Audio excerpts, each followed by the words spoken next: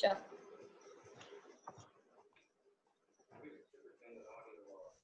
Good afternoon, everyone. Welcome to the RMIT Open Art Interaction webinars. Today I've got Shrushti Desmukh. She's an IAS officer under probationary training, achieved an All India rank of 5, the women topper of 2019 batch. So Shrushti, UPSC exams is one of the toughest exams. Yeah, as they say. Regarded as one of the toughest exams. And how many papers did you have to do, like exams? All right. So the exam is like in 3 stages. First is the prelims, in which we've got 2 papers. One is general studies. The other is about CSAT, which is a aptitude test. Then we have mains, in which we have like 9 papers. And then we have the interview. It's a 3-phased examination and a lot of papers. So, when you talk about prelims, that's the first stage of the examination. Yeah. And just for the viewers, Yes. Prelims, how many exams, like how many papers do you have to do in prelims? Prelims is basically it's 2 papers, but if you're talking about subjects, then we have 5 of them: history, geography, economics, environment, and science and tech. So with 5 subjects, 2 papers, how long does it normally take for one paper? We're given like 2 hours. For one, see, GS is one paper that we call it. Yep. Talking about subjects, all questions are mixed. You can't say which subject has more weightage. It varies from year to year. We get 2 hours to attempt the paper. So and there are 100 questions. Yes, 100 there are 100 questions. In each paper? It's an objective type. Yeah. So 100 questions in each paper. So you have to go through the prelims, then you have to go to the mains. Mains, you've got 4 or 5 papers, I guess, right? Mains is in total, we've got 9 papers, and that is a descriptive one. So 4 GS general studies, 2 papers of optional, 1 of essay, and one of English language, and 1 of native language. So, so you have to do an English and a native language. You can choose Sanskrit, Hindi, or you can use any. You can choose anything, Kannada, Marathi, Hindi, whatever. And then followed by the interview stage. That's the final stage. Yes, the final stage is the interview stage, and that's the last one. But before we proceed, the about your excitement and things, what made you in the first place apply for IAS examination, or what made you think that you wanted to become that IAS officer? Yeah, so proceed. I don't know. I mean, Prashant, can you mute your microphone? Done. You can proceed. Okay. Yeah. So I don't know. In my childhood, in my school days, I might have read somewhere, or somebody might have told me, but I had this in the back of my mind that I wanted to be an IAS officer, even before knowing what it is. That's how our childhood dreams play out. We don't know exactly what is it, but we think we're going to do that. But it was in my college when I came, and I thought about it more, and I realized that a job of an engineer, I was doing chemical engineering, so a job of an engineer would not be very satisfying for all my career and life. So I thought that I need to go into something where I could be contributing to the society, and then since I had this, the only thing that I could do was study, have knowledge. Other things, I rejected the other options, like going into the politics, or working with an NGO or something like that. I thought that this is something where I can reach on the ability of my studies and knowledge, and that's why I finally zeroed in on giving the exam. And so when did this start? That you wanted to sit, did it start through your college days, or did it start when you were really young? Okay, I'm going to attempt this exam. When were you so sure? When were you that confident that Yes. So when I joined college, in the second year of my college, when I started to know more about my own subjects, and I got to know more about campus placements and house life in corporate and this and that, that's when in the second year of my college, that's when I decided that no, I have to go into the field of civil service, and this is something that I'm going to do. And I finally got myself determined that yes, this is it. So college in India, it's a huge thing, because I can easily say, doing a bachelor's or your undergraduate in Australia, you only do 24 subjects. That's the most, and an engineering person, even in Australia, they do 24 subjects. And, Okay. one has to clear 48, at least 48 or 49 subjects in this kind of course. Yeah. Yes. And you've also Yes, that mentioned in is a true. couple of your interviews that, you were preparing for UPSC while being in the college, while clearing the college exams and as well as the UPSC exam. Yes. Yes. How did you handle it? So it was quite tough. There were a lot of issues. I'll just open up on what kind of issues I faced. So when I first decided that I have to give this exam, the thing was that there was no guidance available at my home. So you're like venturing into something where nobody in your family has ever sat the exam, and I mean that's completely new. That was one thing. Second was that I have to manage college as well, but then I somehow did it. I gave extra time. I used to come back from college and then again just give myself 1 hour to freshen up, and then again sat for studying for UPSC. So those days were very tough when I used to you have to attend entire college from morning 9 to evening 5, come back and study again for 4 to 5 hours. But I think it was those years that have really allowed me to crack the exam in my first attempt. And I really thank the Shrushti of second, third year of college who worked very hard. And now when I look back, I'm like, how did I do it? But then there was some zeal, there was some kind of determination which allowed me to do it. And yes, another thing was not just determination, proper planning. I used to chalk out the plan really well. Whenever I found that, I now have my college exams. So 1 month before, I used to chalk out a plan how I would be studying the college subjects so that they don't take a hit in during my UPSC preparation. So proper planning and management. And this 9 to 5 college, it's Monday to Saturday, right? Yes, it is. Yeah. See, Australian viewers, 9 to 5 for us, college is basically 3 days. That's about 20 hours in a week. She had to go 9 to 5. That's about 8 hours every single day for 6 days.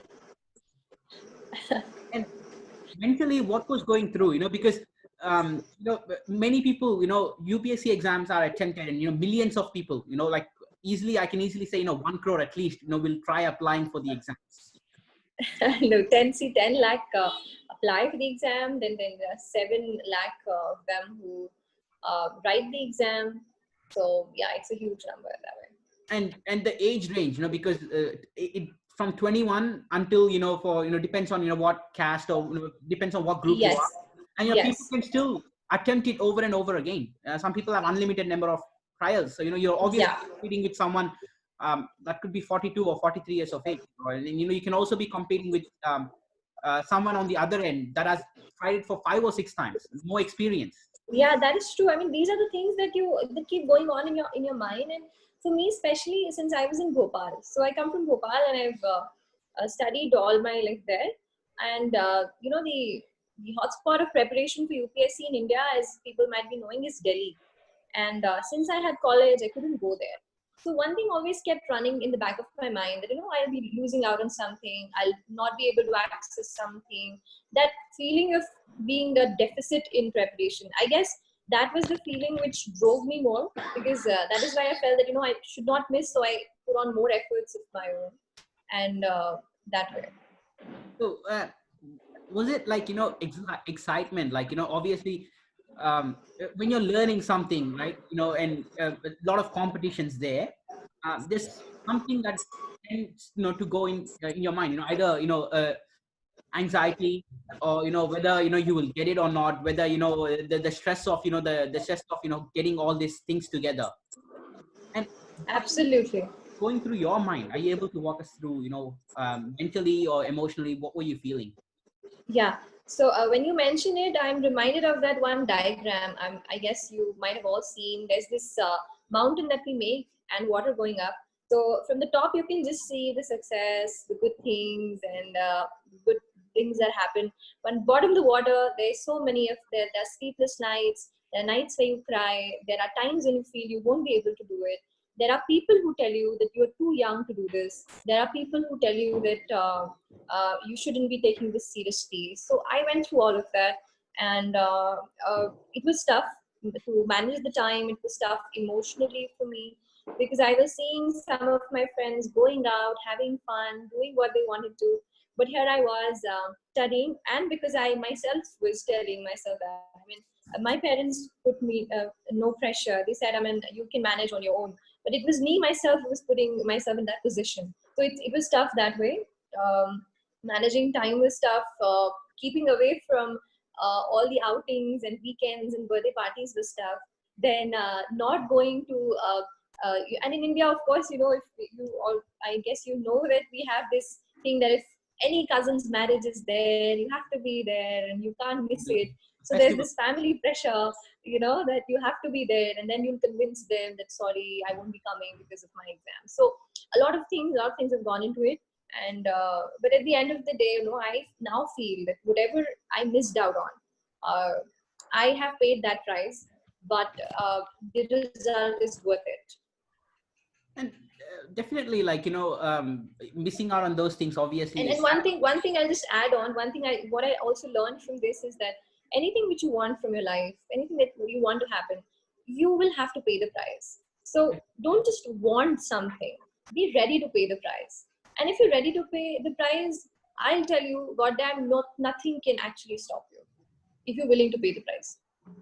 and when you talked about, like, missing like parties and obviously family things that were going on, and obviously in Australia it's a bit different, like, we can get away, because of things.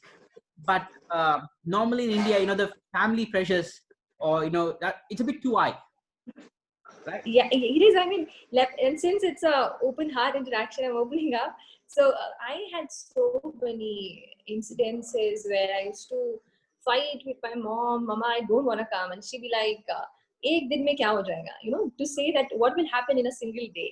And but for me, you know, I always used to tell her this, that for me, for you, it'll be just me spending like 2 hours with that person or in that place.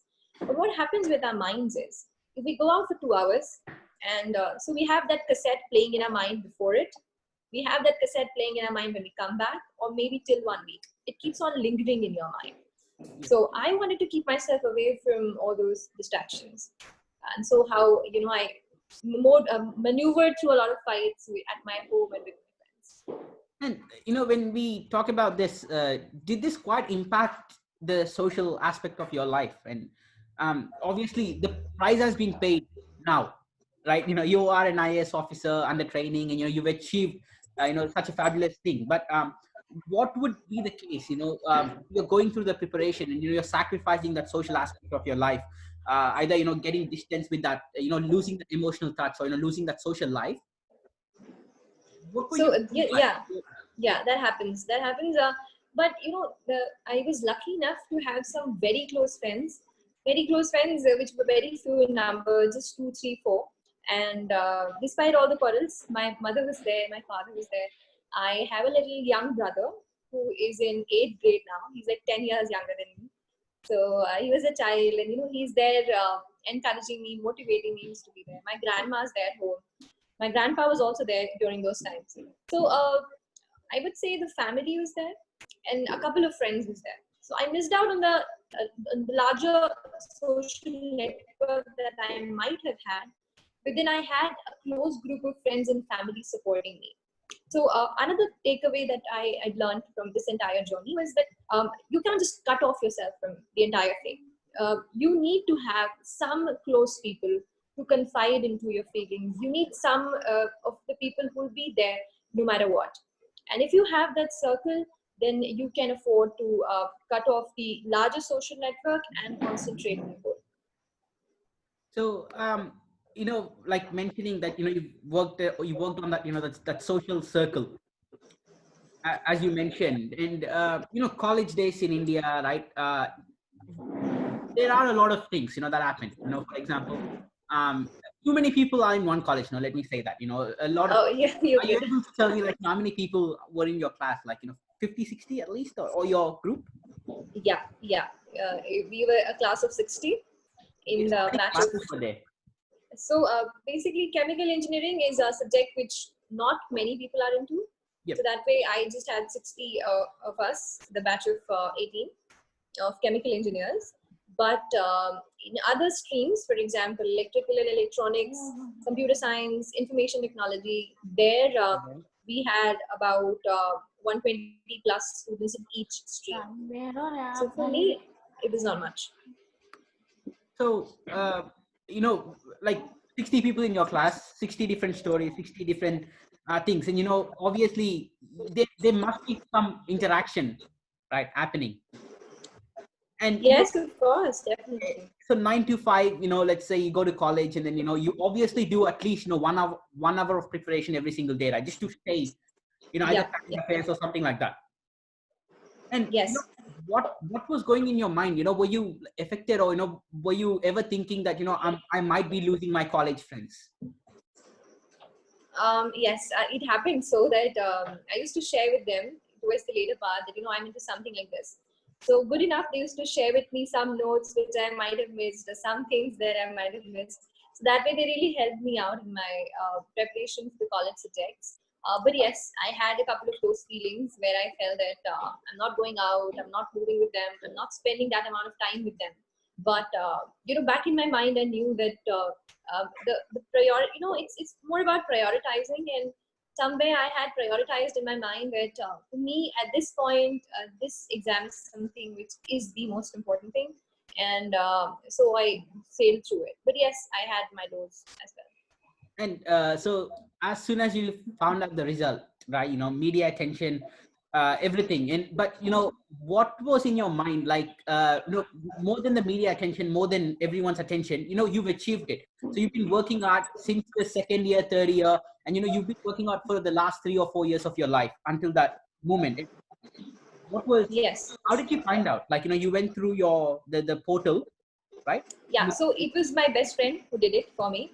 Yeah. I never used to see my results. So in that thing, in that series, he saw that result. He called me up. He was all crying, and then I opened it and I checked it like thrice, 4 times, 5 times. That it's my name and it's that number against that number. So yeah, it was out of the world for me. I shouted and I went to my mom.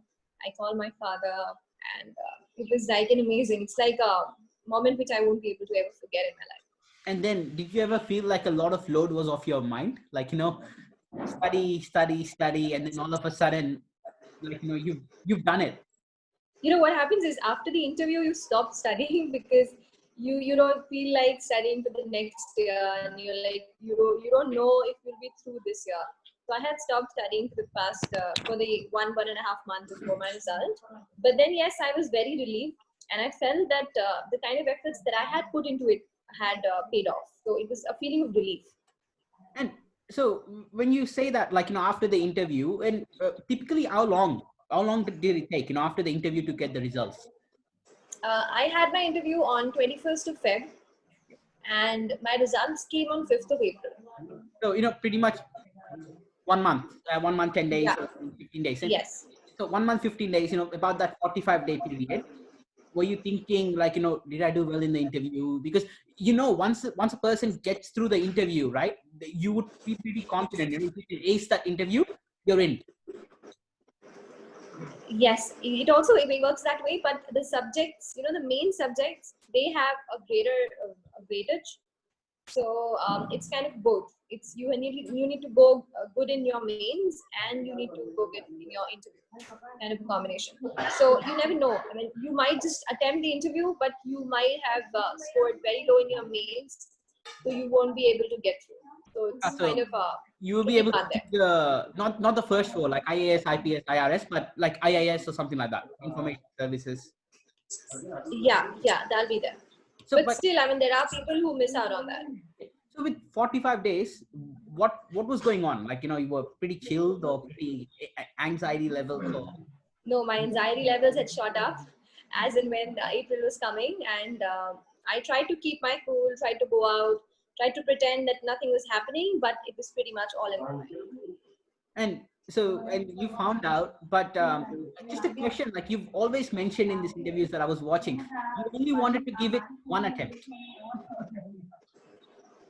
Why? Yes.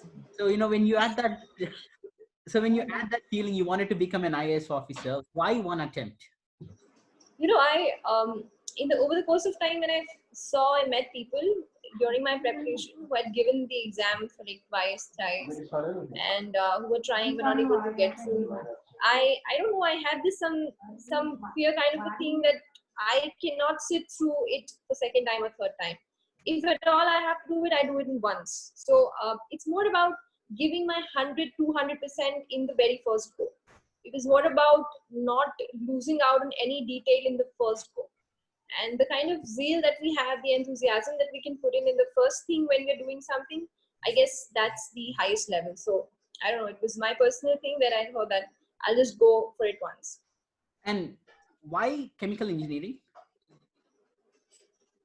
So, this turns out very crazy that I liked chemistry a lot in my 12th grade, and I got really good marks in it. So, for me, it was like, since I liked chemistry, I might also like chemical engineering, and I was not much into this electronics or computers. So, I took that. And as it turned out that, and it had to be that chemical engineering is way too different than chemistry. So I ended up there where I had to study maths and design and everything. But then end of the day, I loved the subject. It was more about love for chemistry. And love for chemistry, and I was hoping you did BPC, right? Biology, physics, chemistry, or No, what I was did. I did physics, chemistry, and maths, and MPC? economics as my elective. So that's MPC, right? Maths, physics, chemistry. Yes, and elective I had economics.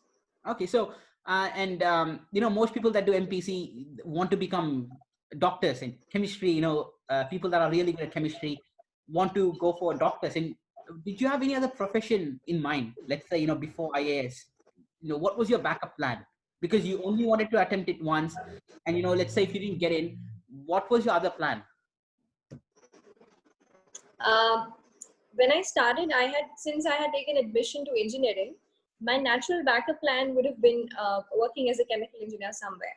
But during the course of my preparation, for when I got more into it and I got a hang of what my life will be and what I really want to do all my life, like working with people and everything, then I thought that I don't have to work on any alternative.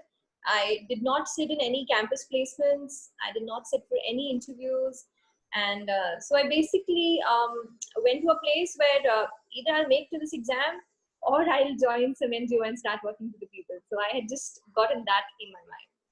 And so with the journey, and was Shrushti always this smart from childhood? Like from third class or fourth class, was she the class topper, the rank one or rank like in the top 10? No, I didn't used to be rank one. No, never. I missed out on that. But yes, I used to be somewhere around top five, somewhere there. I was in a lot of co-curricular activities. I used to play, I used to sing in my school choir, and then a lot of things, whatever came my way. I did karate when I was young, I junior green belt. Then I there's this thing called NCC, National Cadet Corps in India, which is like a uniformed this thing for young students of the school and college. I I get was you. sergeant in the NCC. Yes, and so pretty much I tried on everything. I tried my hands on everything that I did on public speaking and all of this. So yeah. And so you had the interview, and everything was over. Then from April, you've got elected as the women motivator for people enrolling. Because elections came up last year. Yes, And yes, Bhopal, the government of Bhopal, after knowing your results, they invited you to become that ambassador, making sure to encourage women first time voting, right? I guess. yes, yes, right. And what was it like? What was the initiatives? That you see, that So you've done. yeah, so basically it was like that after my results came out, and since from my city I was the one, I was a woman, and having got a good rank, it was sort of very much celebrated in my city. So the government called me up and they asked me to become this sweep icon. This is basically voter encouragement. And so I met so many people. I went to colleges and I went to other universities where I met students and asked them to really go there and vote, exercise their important piece of right in a democracy. And I guess that I was able to connect with the students, and they were able to connect because they saw that this is a young woman. So it's something like us. And if she's telling us, probably yes, this is something that we need to be doing. So that way, I enjoyed it. And so, and when you said voting, right? So we had a question from the readers, like, here in Australia, we don't, we have to vote. It's a mandatory, or else, you get a fine of, up to equivalent to 1 lakh, $2,000. Oh, is it? Yeah. So they were asking what is happening, in countries like India, where there's a huge population. Obviously, China's a dictator country, so nobody has to vote. But a billion people in one country, how does the turnaround work? And when you were educating people about their voting rights, which is a mandatory in a democratic country, and what did you think? You know, what happens if people didn't come and vote? So basically, it's more about the person themselves coming up to vote, the person themselves exercising their right for choosing their leaders. And we haven't made it mandatory for different kind of reasons. I'm not going to that, but as far as encouraging people to come and vote is, I guess. Uh, a lot of places there is this kind of thing that even if we vote, we do not get to see the things on ground, and there's some kind of skepticism that people carry. But this is not so with young voters positively at this point in the country, and that I found really interesting. In my own city, when I went out, people were enthusiastic. The students and the youngsters were there, and they were like, yes, okay, fine, we need to exercise this right, because that's how we elect our leaders, that's how we can play our role in policy making at the higher level. So there was a general level of enthusiasm. But as you're saying, the people who are left out, who don't come to vote, nothing much happens. But what we do is that we can take out the list, and next time when the voting happens, next time when there is an election, we could specifically target those people and encourage them again to come and vote. So just like a question out of curiosity. So when you take that list, right, on average, do you know how many people don't vote in India? Like, per state, are they easily like, 5 to 10 lakhs or more than that? I'll tell you the percentage. For example, there are 100 people who Yep. are eligible to vote, who are above 18 years of age. The voting percentage is generally around 60 to 70%. And it's a very average figure I'm giving you. So about 60, 70 people out of 100 come to vote. Very good circumstances, it can go to 70, 80. Yep.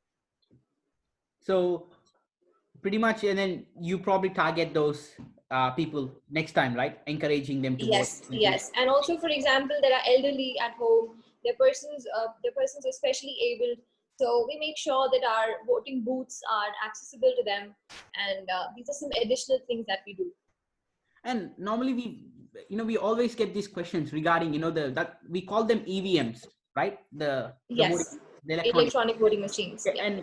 And so there is a electioner officer on duty normally. Yes, So that person yes. is qualified IAS or is a state level person? It depends on from state to state. For example, in a district, the district magistrate, who can be an IS, mostly will be, or who can be a state service officer. He Got it. would be he would be the returning officer. The term goes returning officer as the election head of the district. So he's the one managing the voter rolls, the people who will come, how they come, and whether or not the EVM machines are, how they are kept safe, and how they are, how the counting is done. So everything is under his control. And so the elections happened in, I guess, pretty much April, May last year. And It depends. yeah. Depends. So after this role, were you entitled to a different role, or you had to go to your academy for your foundation course? No, that was just a temporary thing for the election. I was appointed that, and then we had the elections, and it was over. Then I moved to my academy at about end of August. So end of August, that's the Lal Bahadur Shastri National Academy.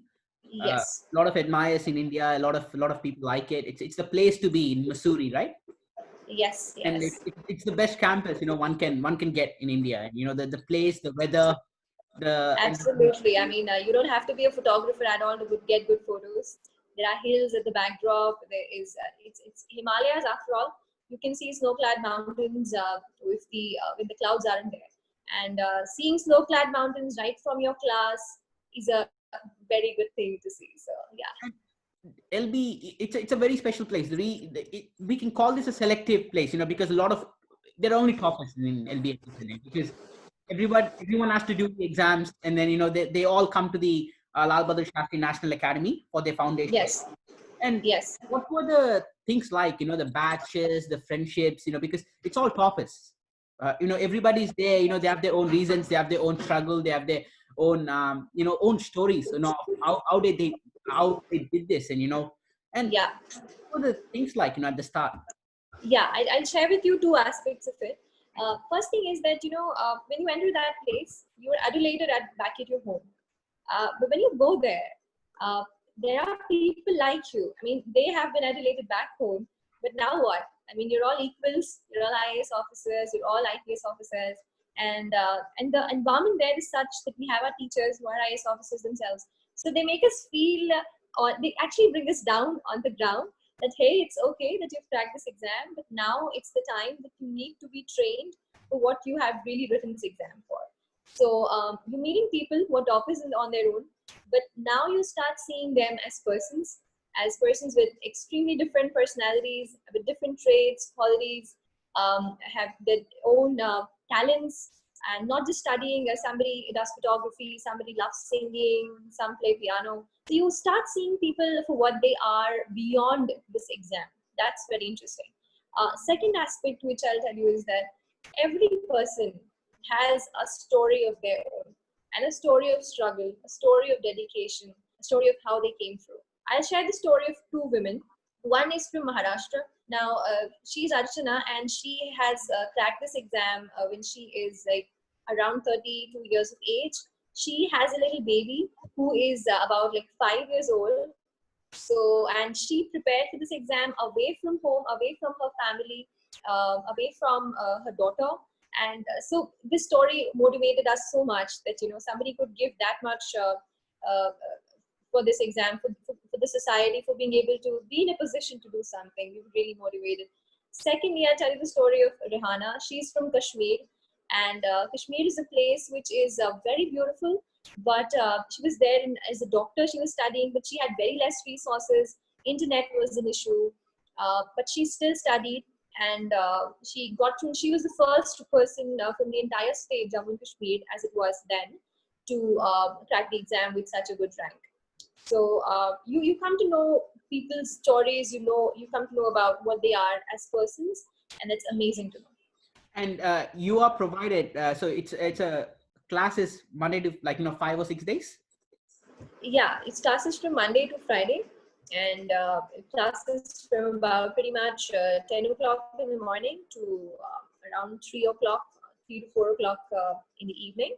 And then we are free to pursue whatever we want to, our activities. We have sports complex, we have music rooms, we have theater, a lot of things, activities that we can pursue. And so when you say 10 to 3, 10 to 4, right, and they're like proper college classes, like lectures, seminars. Yes, pretty much. And is it more interactive when you come to Lal Bahadur Shastri? Absolutely. It is very much interactive. We are encouraged to ask questions. We are encouraged to be free, and be free about, feel free to ask.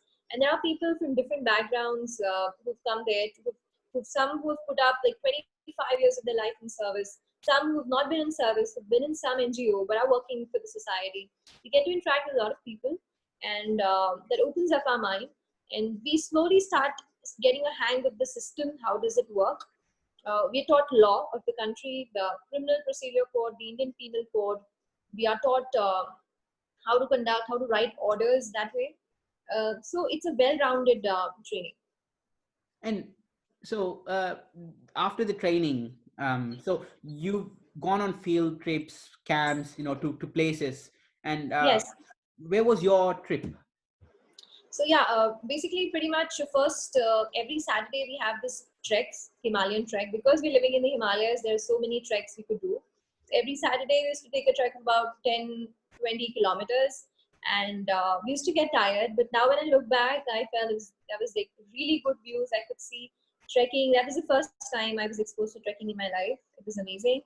After that, we were taken to a trip called the Winter Study Tour, which is called colloquially Bharat Darshan. And I went to Kashmir. I went to then I stayed away. Went to Goa, Lakshadweep Islands, Karnataka. I explored, and Madhya Pradesh and Maharashtra. So we have different routes in the country. Basically, covered around 8 to 10 states, and we are divided into 10 groups of people each, 18 people each. So I got that chance. Another thing is that we have a Himalayan trek of 10 days proper. I went to Himachal Pradesh to Chandranahan Lake, and there it's like you don't have any facilities in the hills. You got to live in the tents. There could be snow coming up anytime, and it's very chilly, very cold, but really amazing. And so that field trips, camps, obviously more exciting, because you're getting that step closer to that, your everybody wants to graduate, obviously best days in the academy, but you want to be in the field. Yes, And true. right now you are posted in the city of Dinduri as a Yes, assistant collector, probationary period. yes, So, and yes. how is it feeling right now? The minute that you took charge, as assistant collector. It's really a dream come true when you see that assistant collector under training behind your name, when you see the three letters of the IAS behind your name. It's definitely a dream come true. But what gives me more pleasure is that when I go to the field, when I talk to the people, when I see how they live, when I talk to them about their problems, their issues, and then I know that one phone call, one thing, some little effort from my side could bring a change in their lives. That I love the most about this job. And I guess that the more time I spend, I'll be able to do that more. And so when you say right now, so posted in the city of Dinduri, and you've got to. Can you tell us about Dinduri, about your district? Yes, yeah, sure. So my district Dindori is in like the southeast end of Madhya Pradesh. It borders Chhattisgarh state as well. This is a district in which 64% of the population is scheduled tribes. That means there are tribes ranging from Baigas to Gond and Agaria. These are the three prominent tribes that we have. And one of them, the Baiga, is a primitive tribal group. That means they are the oldest settling people in the central Indian territory. So it's almost like, seeing human evolution in its own ways. The people live there, they have their own way of living. And it's really amazing to see how they continue to carry on their culture and live. So apart from that, we have a lot of vegetation here. There's a place called Amarkantak from which the Narmada River originates. So a lot of forest and nice natural views. And so, so when you get, so you have to travel a lot in your district. As of now, it's like it's on my own whether I want to do or not. But I personally like it, so I'm more into a field and travel and everything. So, but you're currently based in the main city, right, Dinduri? Yes, yes. So that's where you're, that's where you're staying in the government, the one that they provide the quarters. Yes, yes. I'm staying in my government rest house, and I almost every day, pretty much about 4 days in a week, I'm on field.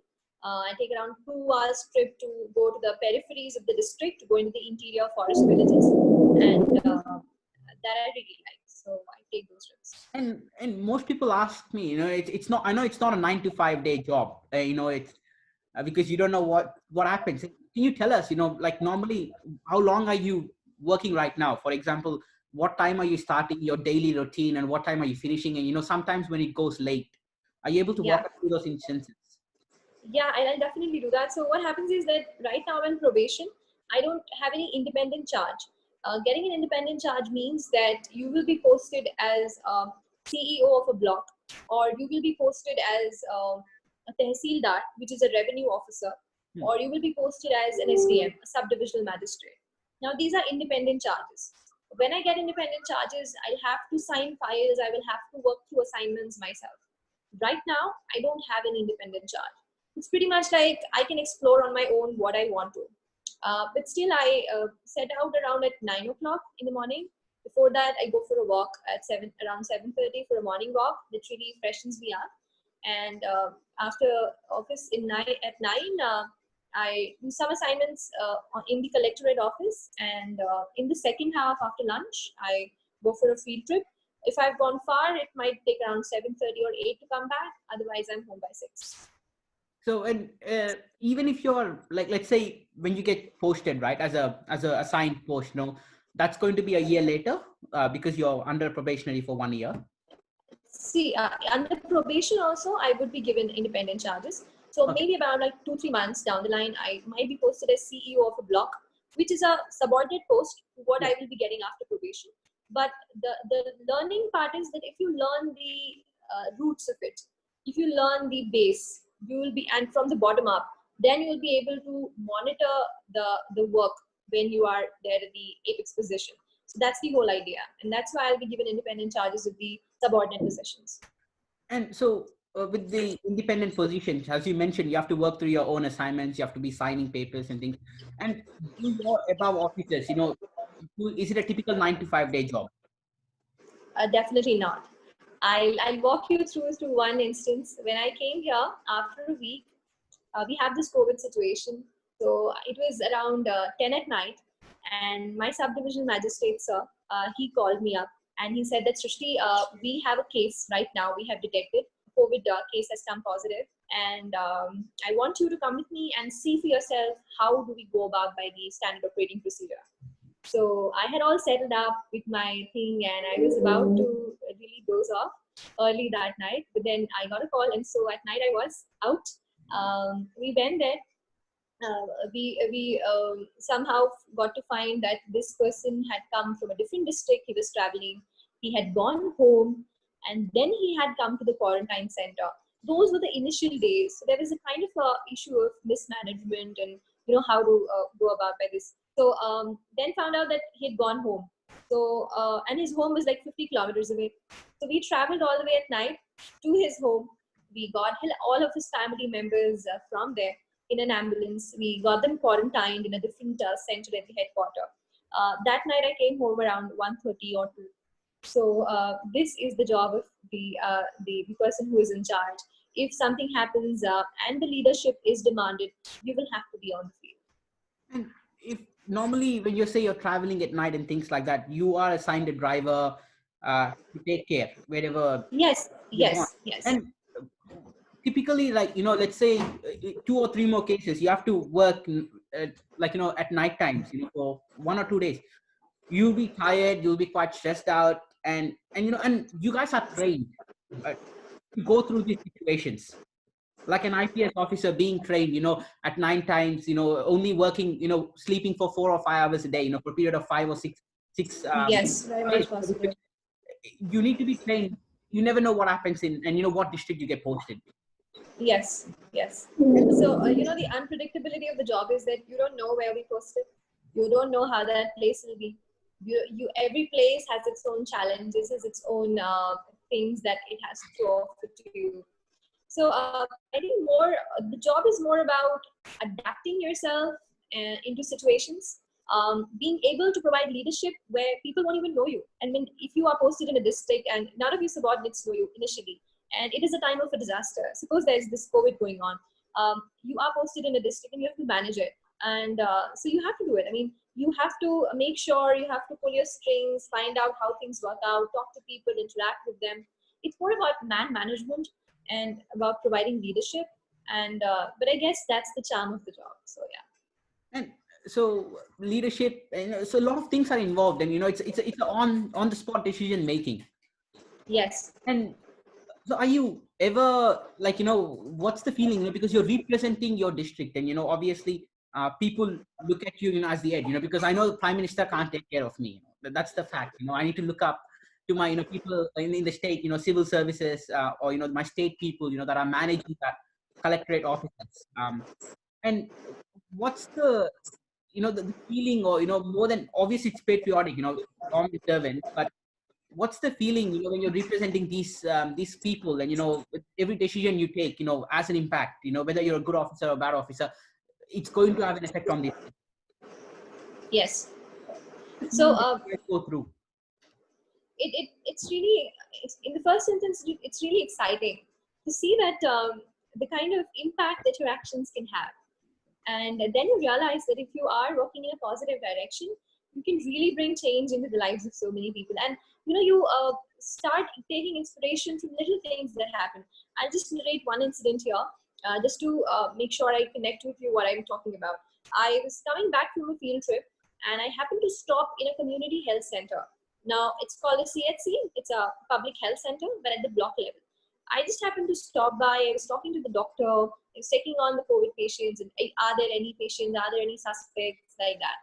And he was telling me about the infant mortality there. That the children under 5 years of age are dying right after birth. That comes in under infant mortality. And he told me that it's sort of high in that area. And when I found out more that there was one lady at the hospital who had given birth 3 days ago. She had given birth to two twins, two babies, and who were underweight. And so the doctor was recommending them to go to the district hospital, the headquarters, which was around 50, 60 kilometers away. But the lady was refusing. She was saying that I am not going to take my kids, and I don't want to go. I'll go back home, no matter what happens. I was a little bit surprised, and I asked the doctor if I could talk to that lady. That evening, I spent around half an hour to 45 minutes convincing that lady that you have to be for your kids and you should be going. What I found out was that she was afraid, she was scared of going to a city, going to a new place. She was like, I've never been to that place. How will I be able to manage alone and everything? So I got her, I talked to the nurse there at the hospital. I made sure that all arrangements will be made for her and her babies will be taken care of. And finally, she agreed. I went yesterday to check on her.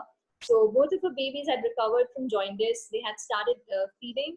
And so I came home, returned satisfied that two babies who would have gone home, who would not have been cared for as was required for them, came just because of the persuasion, just because of the time that I spent there. I was really happy.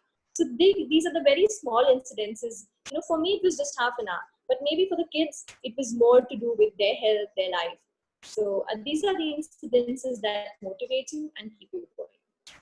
Definitely, like, when you talk about these incidents, right? And especially asking you, when, with the districts, Dinduri is a huge district, and, Dinduri is just a small town itself. And then there are so many tribal areas located in different places, right? And yes, how do you guys manage? Like, how do you guys manage? Let's say, somebody suffering, from a health problem, or let's say, kind of an health situation, it's far away from the district, like, as you said, 70 or 80 kilometers. How does the travel arrangements will be made? Like, for the lady, is it a government ambulance that takes them over? And, in terms yes, of revenue generation, if they don't have that funds to be cared for. yes, yes. So that's why the government has made arrangements for vehicles. We have ambulances. We have specific ambulances for pregnant ladies. So, for example, if there's an emergency of delivery of birth, though that specific ambulance would go there. And now the conditions are still better. Earlier, there were places where there were no roads. There were bridges. There were no bridges. So the areas would get cut off when excessive monsoon or rainfall would come in. Now the things are a lot better. Ambulances can go in. And so we have these government arrangements made. But still, there are people, I would also say that there are some areas which are too far, too remote. So those additional efforts have to be taken. And when it comes to that situation, like, depends on each district. And as you mentioned, the lady was refusing, lack of education or lack of exposure skills. Yes. Because not Yeah. every state in India is as developed as a city. And sure. When it comes to that perspective, of convincing someone, and how does this happen? Like, so, what do you guys tend to implement, or know what goes on your mind? Because you've got to convince a person. It's not that easy to convince someone from a tribal place who's not. It was not. It was not. I mean, to share my personal experience, it was really not. I was personally very sad in my mind that how unfortunate is it that I'm telling her that your kids will be taken care of, but her family members were refusing. She was refusing. But then I started looking more, and then I found out that there was this fear. She's never been exposed to that area. She feels that the area is so far away. She feels she won't be taken care of. So these were the things that were going on in her mind. And when I reassured her, when I told her that, you will be taken care of and everything would be taken care of and your kids will live a better life. And because, the initial period, the initial care that is given to these preterm babies matters so much for their overall health all their lives. So I guess I could see through the psychology of why she was refusing. And now I know that if we have to work, we just don't have to arrange ambulances. We also need to create awareness among women and people about the good practices. And obviously, So when you go into the field, you get to know more. and as you mentioned, and you were talking about that privileged and unprivileged part, of education and things like that. And what is your message that you can normally give our viewers that, regarding, when it comes to mental aspect of someone's life, there are unprivileged people out there still surviving, still battling, against poverty, against so many things, that Absolutely. come across. And being a person in that privileged state, obviously suicide is not an option. But what can you give us, as a mentally, to be mentally strong? What are the tips and tricks that one can go through? Yes. So just carrying forward from this incident, the brother-in-law of the lady was there, and he told me one thing. He said, "Madam, you will go away, but I need to let go of my daily wage to come to see my sister-in-law there, and I can't do that." So, something is that people are underprivileged. People are very less privileged than you, but they continue to live their lives with their resource constraints. One takeaway for me was that. Uh, Whatever condition I am facing, let's understand there's somebody else also there who is facing that or is in situation worse than that. So for mentally, you should feel that you're not the only person. We get cornered because we feel that we are the only person in the world who's facing this. But let's understand there can be other people. There are other people who have worse circumstances, but who continue to live, who continue to persevere, and continue working hard in their lives. So mentally, don't corner yourself ever. Second thing that I have learned in my own life, and I would go a little back when I was preparing or when I was in school. I had these situations when I felt blacked out. I felt like I cannot go further. I don't know what to do.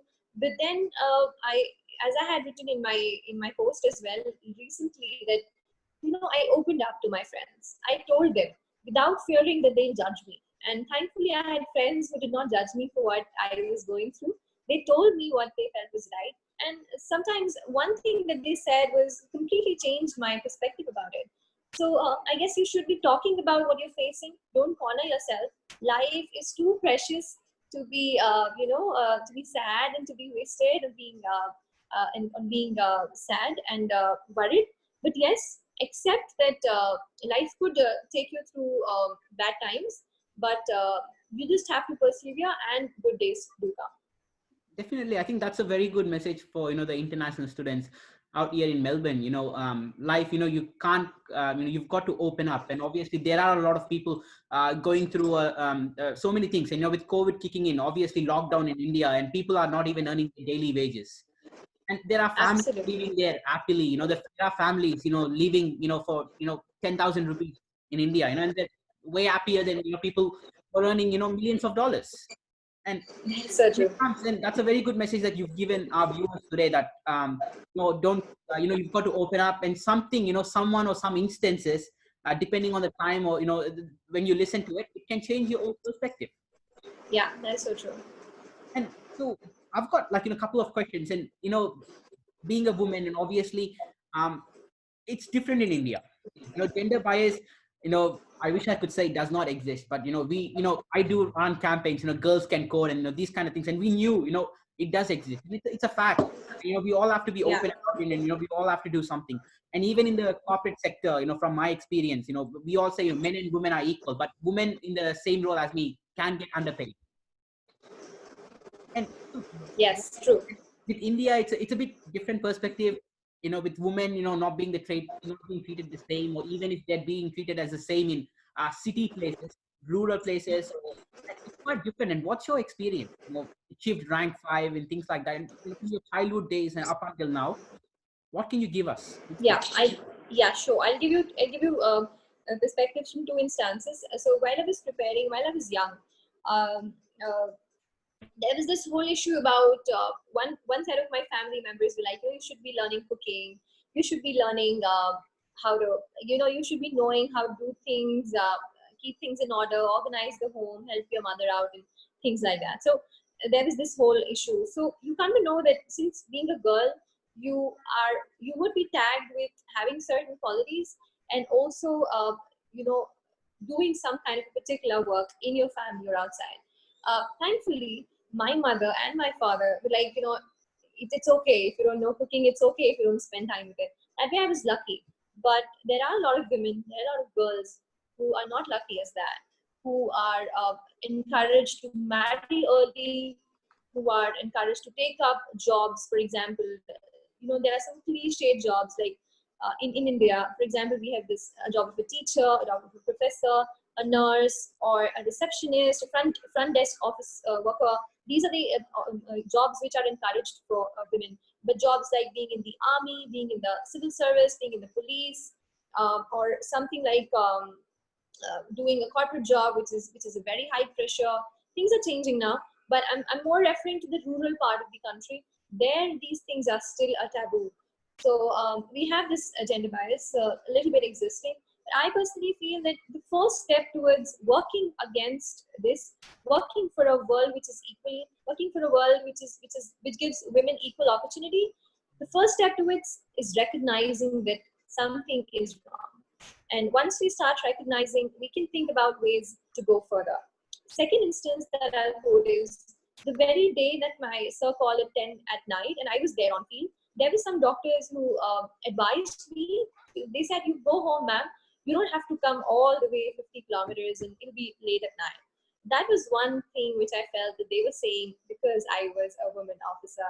I guess if there was a male officer, they would not have said that, "Ma'am, you should go home." But then I said that, "No, sir, I have to come. I need to see how it's done, and I don't have any issues in coming."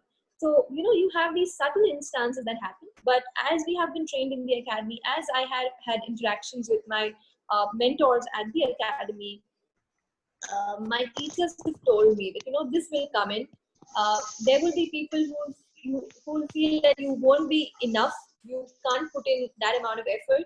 You can't be that efficient. But it's only by your performance that you will show them that you are equally capable. So those are the battles that we'll keep fighting. And I'll go to Karan. Karan's the president of Student Entrepreneurship Network, RMIT. And Karan, Hello. can you hear me right? Karan? Your voice is not edible. Is it better right now? Hello. Can you hear me now? Very, very, very on low volume. I'm trying. Yet, go on. Okay, I was wondering, so you've got a couple of questions for Shrushti, right? So you can pitch them up right now. Yeah. So first of all, many congratulations on securing the post of an IAS officer. Thank So you. I, as you mentioned in the beginning, that there was this one passion or one drive that kept on driving you towards following your passion. Is there some advice that you'd like to give to the youth, the current youth, that what they should focus more on to follow their passion?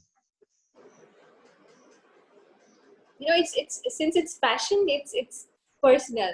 So I will say that you should be doing this. You should be start sitting for this exam. But one thing that I'll say that finding the goal in your life, having that passion for doing something is really important. When you have a goal, when you have decided that you'll be going into this field or you'll be pursuing this, your entire perspective changes. Your entire energies could be concentrated, flow to that one thing. So explore your life, read books, talk to people, go out, travel, find out what you like, or find out what your passion is, and then head straight in that area. Awesome. Thank you so much. I should try to follow my passion now. What's your passion, by the way? as I just, I'm passionate towards networking and, starting new businesses and, startups as they call it. So I'm trying to do something, you fail sometimes, you work hard sometimes you achieve, sometimes you don't achieve. So I'm just trying to keep on going. Absolutely. Yeah. Yeah. Yeah. Yeah. Karan is That's like about it. Thank you so much. Karan works with a lot of entrepreneur startups, and he's also Okay. the founder of the Smart Entrepreneur. So yeah, so he works with he likes working with the new startups rather than corporate giants. All right. That's nice. I've got Prashant. Prashant, Yep. Yes, Macha. Can you guys hear me? yes, I can. Yeah. Yep. By the way, congrats, Shrushti, for the remarkable achievement. Thank you so much. Hi. Yeah. So I got one. I think you would have given a hell lot of interviews, and most common questions you might have come across. So, I mean, achieving is one part. Then executing, executing it is one part. So Yes. probably you might be aware of the person Jay Prakash Narayan, who was Yes. a IAS officer in 1980. Like he Oh, secured a yes. rank 5 Mhm. to be precise, if I'm Oh, not is wrong. it that? I didn't know. So yeah, that's the thing. So right now he is retired IAS officer, volunteer retirement.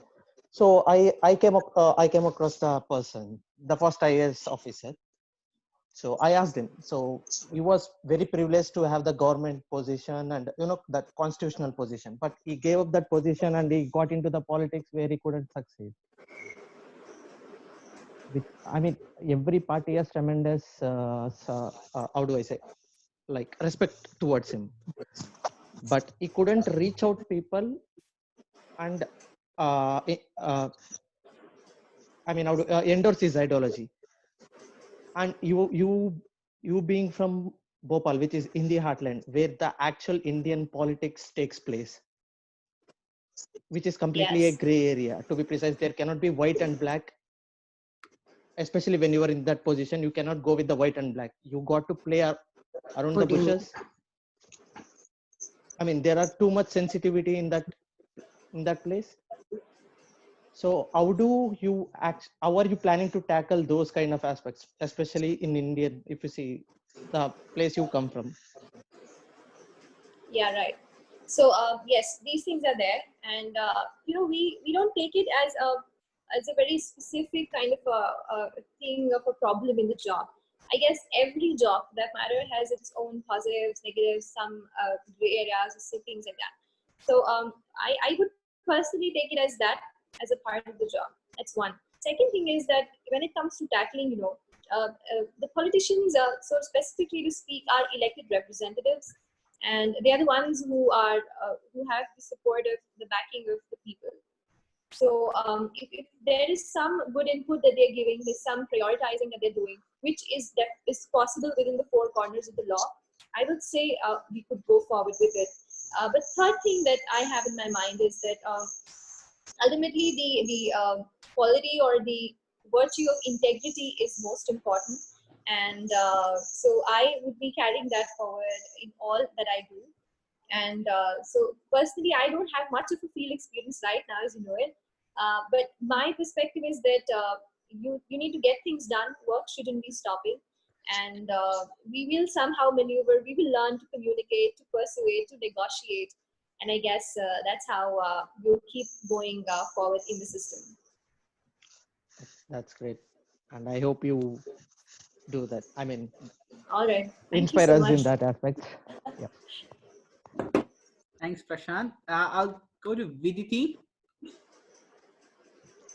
Hi, Kaushal. Viditi, Viditi is the RMIT, the current Indian Club president. Oh, wow. That's great to know, Vidhi. Thank you. Congratulations to you, Shrushti. Like, at a young age, you have accomplished so much, and it's such a coincidence that I belong to the same state. I'm from Jabalpur, Oh, and is I it? I visit. am in your division only. Yes, and I have visited Tanduri and Amarkantak as well, where you work. Yeah, And nice to basic know. coincidence is that I've been a karate and an NCC cadet as well. So it's a great coincidence there. That's nice. And I'm really amazed, like how you said that the time when you were busy in studying, and there were friends of yours who used to go out and have weekends and have the time of their teenage life and their youth time. But you said you had few friends, right? So there is one thing that people have to choose their company that motivates you, that really matters, because it is very important for you to choose a wise company. So if you can give us some, like in my case also, I have three very best friends of mine who are just like the friends you explain of yours. So just if you can give a guideline of to the youth today, to young people, how can they choose a wise company? Because right now all they would focus is on ex- things that doesn't matter much, like for online social media things, or hanging out and being cool, and things that matter to them right now. But they have to also think on long terms, and they have to be very sure of the company they choose. So if you can just give us some guidelines on that, that will be really nice. That's so true. I mean, what you said with the social media thing, that we are virtually connected to thousands and millions of people, but of course we can't go on and share with them our personal stories or talk to them face to face. So these issues are there, and I guess what I realized early on, that there are people who might also want to pull you down. That's very unfortunate, but that is sort of true. There are people Yes. who might feel that you shouldn't be going forward with this, or might be skeptical, overly cynical about what you're going about. So when you've decided a goal, what I did was that I would be just completely filling myself and my environment with positivity. Anybody who pulls me down, anybody who tells me I can't do it, anybody who tells me that, who's cynical about it, I'm sorry, I'm not going to talk to you right now. I'll get back to you after the result. So that's what I told myself, and so I really cut myself off from those people in those situations, and I sort of concentrated on the positives of my life. So just find your group of your friends, find your circle. People might make fun of you. You might be called too individualistic. You might be called a bit selfish sometimes. But if you have your close circle of friends, they know what you're doing. You will get through. So be very wise while you choose your company, and just sort of be yourself, and uh, focus more on what you have thought of achieving, the goal in your life. Prioritize that over things. Thank you, Shrushti. That's really wise of you. And there was one more thing that I really listened to you carefully, that when you were explaining about your daily routine, like how you get to your work by 9, and you make sure that you have a morning walk as well at 7, and that's very healthy of you. So, you know, as you said that you made sure of your company. So, what were the other healthy habits that you maintained during your journey? Like, one was your exercising, your morning walk, but we have other healthy habits as well, like meditation or reading books. So, would you like to share some of? Yeah, sure. So during my preparation, of course, reading books was not on the agenda because doing that early. So you'd rather avoid doing it. But then I was into yoga. My mother's a yoga teacher. So I learned yoga Okay. from her. And I am into that as well. If I don't get to go out for a morning walk because of rain, I'd rather do yoga at home. That's one. Second thing was meditation. I really liked spending about half an hour to 15, 20 minutes every day, just sitting, breathing, feeling your breath, not going through your thoughts and cutting off yourself, just closing your eyes. So yes, meditation was also something which I did. And third was listening to songs, my favorite set of songs and tunes which motivated me, which sort of boosted me up when I was sad and down. So these three things I kept doing on. That's very nice. Like, the personality that you hold is very rare to find. So, it's really amazing of you. Thank you so And much. thanks for talking with us today, because really, like, people who achieve most, we can learn a lot. Like, as you said, have motivation. And I personally would things. like to say one thing to all of you there, who are away from the country, who have that connection, who want to talk to people back in the country, who are working so hard. I mean, really, congratulations to you guys for making it there, for being there, for being able to get an education, get an environment which we back here we feel that it's really nice, getting to do great things, and we admire you so much. And but then when you get to know that you face struggles of your own there, I would give just one thing that, be proud of you, very proud of you that you're there, that you are making it, you're studying so hard there, you're balancing your jobs and doing everything, and keep doing it. Back in the country, be really proud, keep working hard. Whatever career you choose, whether you come back to the country or not, you make us proud. So have that feeling in mind, and that's what I would like to tell all of you. Thank you, Shrushti. Thanks, Viditi. And Shrushti, we've got a couple of questions to you from our how do you balance work and life responsibilities? Yeah, so I when I'm at work, I'm totally into it. I would not get distracted by anything. But when I'm home at about 6, and if I don't have anything to study or anything, if I don't have to go through any schemes, laws, anything, I do some sketching. I listen to a lot of songs. I talk to my parents. I video call my friends. So I take out about 2, 3, 4 hours, 2, 3 hours at least in the day doing this.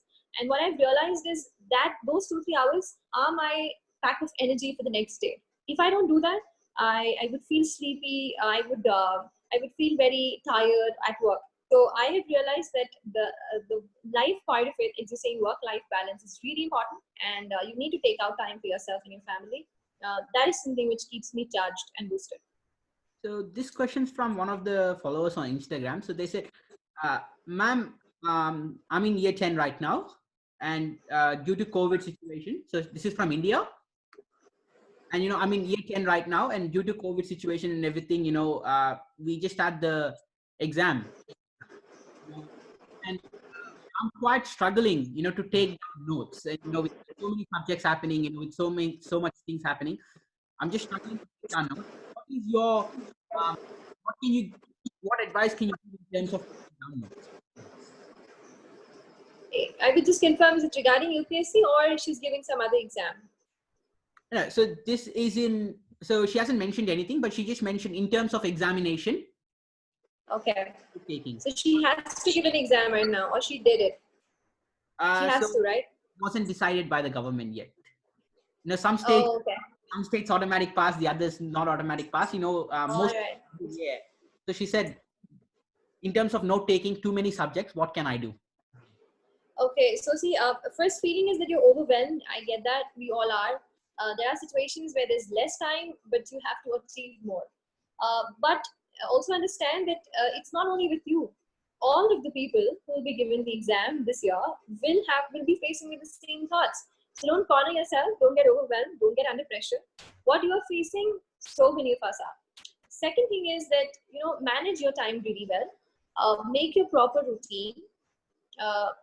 Set out the papers that you have, see what are the subjects, see what are the past year questions that are being asked, see what work you've already done and build on it. Make a proper routine, and see the subjects which you are interested in, which you find difficult. Prioritize the one which you feel difficult so that you can give more time to it. And as far as note taking is concerned, keep your reference books handy, and making a plan and follow it, prioritize it, use your time well. And so following on, again, one more question, regarding, UPSC preparation. In terms of note taking, how did you start note taking? Where did you start your journey in terms of? As far as UPSC specifically is concerned, newspapers are very important for the exam. So I used to read the editorials of the newspapers, and I used to make my own notes out of it.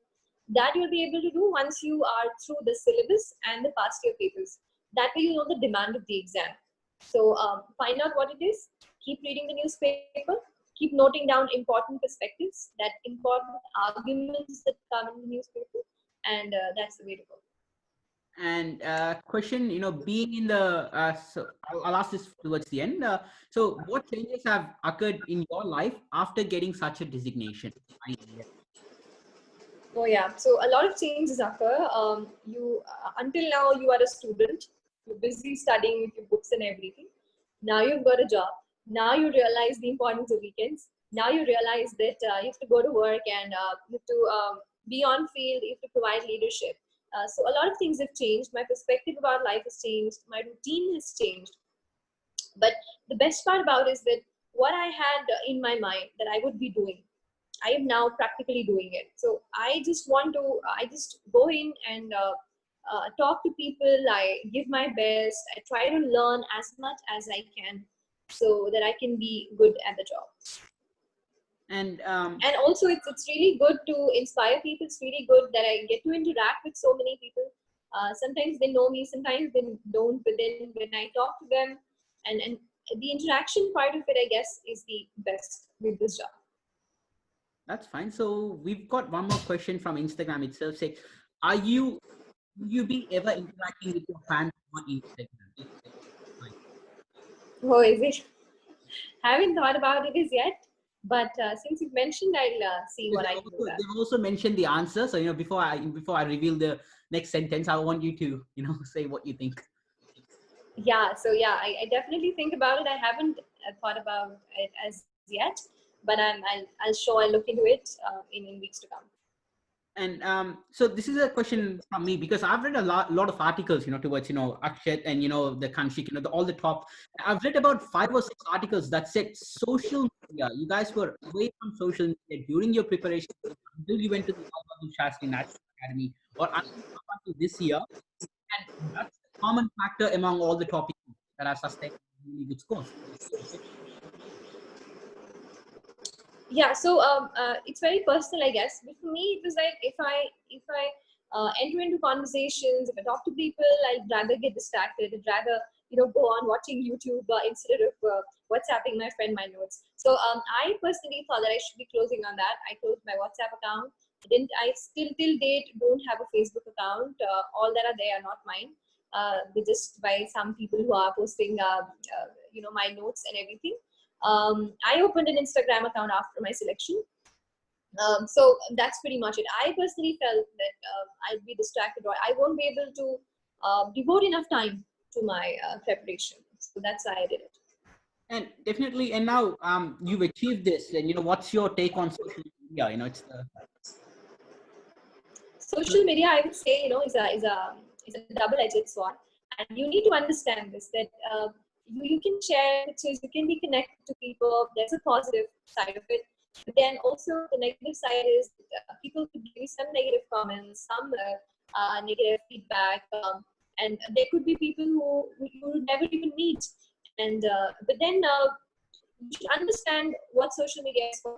It's for sharing, it's for interacting with people, but to an extent. Understand that your real emotions, your happiness, your personal satisfaction is your own, and it could be away from the virtual world as well. So I guess you should understand the level to.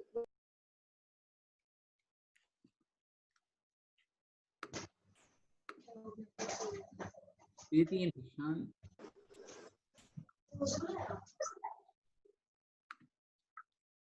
Am I visible? Yep, that's fine. Sorry, we just had a connection drop out. Yeah. So the webcam's not on. Wait just a moment. No, I guess there's some issue with the connection because my webcam is on. That's fine. You can start speaking. We can still hear you. I guess you need to make some change from the host side. It's saying that the host has disabled it. Oh, I haven't disabled it.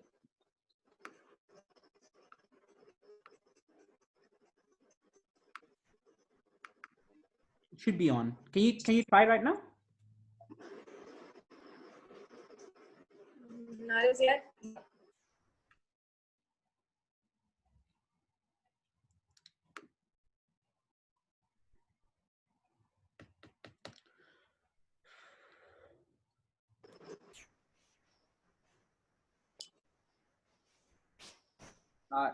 You do?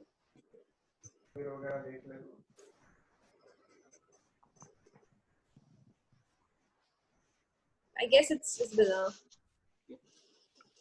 That's fine. You can't still see it, miss, but no, you can still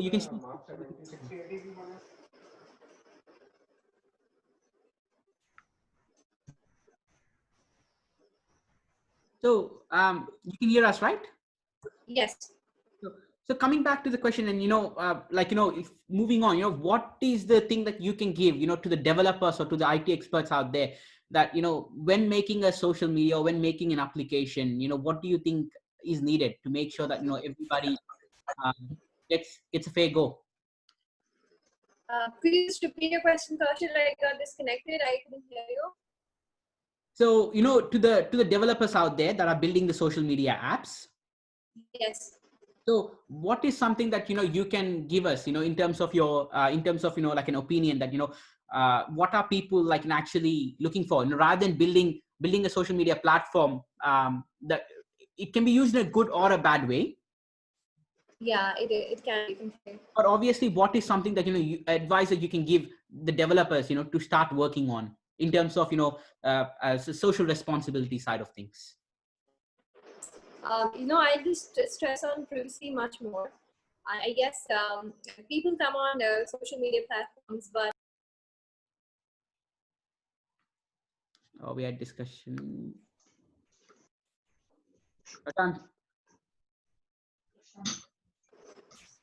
Kaushal, there is some issue. I'm getting disconnected. Yep. I don't know. I think it's a network issue with your side. Can you hear me? Yep. Yeah, it is. So, what is the the advice that you can give to developers in terms of? I got your question. Yep. Yeah, I got your question. So I was answering. I would just say that there could be much more focus on privacy as much as it can be. Because I guess people come on social media platforms, but how much data they're willing to share? Are they willing to reveal their identities or not? How much they're willing to let the other person know whether or not they have seen their messages or anything? I guess more and more of privacy, more and more control to the user. How he decides to reveal and how it is done, I guess that is something which I'd focus on. But I'd also say that it's not much about technology, it's also about how discussion. Yep. Yeah, it's more about how we interact and how personal conversations happen. So I guess we need to have some training we need to have some exposure of this in our schools about social media. How do we go forward, especially for the students who would be using it for the first time? I guess that needs to come in more instead of changes on the technological side. Definitely. And thanks for the advice, and thanks for joining us out here today, and giving us your sharing your thoughts, your journey, as well as your preparation days. And we thank you on. It's really good. It's my pleasure that I got an opportunity. Thank you so much. And thanks for going out there, and protecting our country in the during the toughest time of the decade, of the century, probably guess, with the COVID-19. And thanks for doing that. All right. Thank you so much. All good. Thank you.